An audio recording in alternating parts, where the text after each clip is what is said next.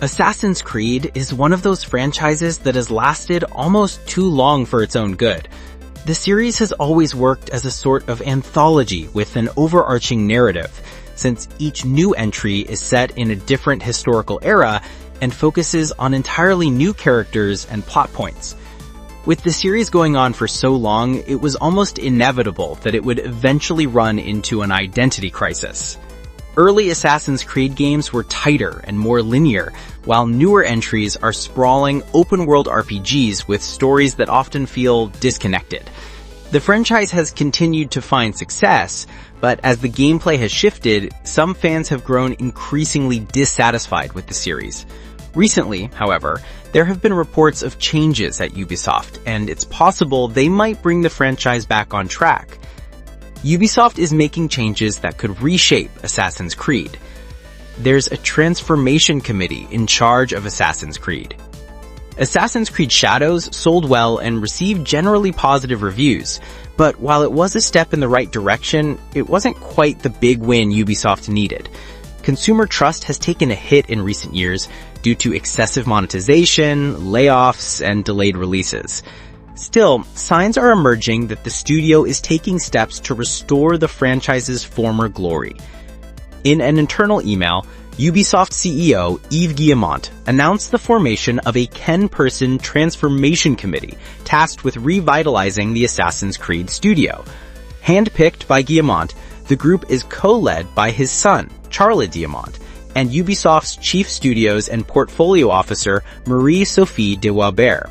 The committee has 100 days to develop a plan to improve game quality and refocus the studio's direction. With Ubisoft undergoing major changes due to its recent deal with Tencent, this initiative could mark a turning point for Assassin's Creed and the broader Ubisoft lineup. Assassin's Creed games used to be shorter and more linear. The next Assassin's Creed game could be a major return to form. The earlier Assassin's Creed games felt larger than life, but they were actually smaller, more focused experiences, which worked in their favor.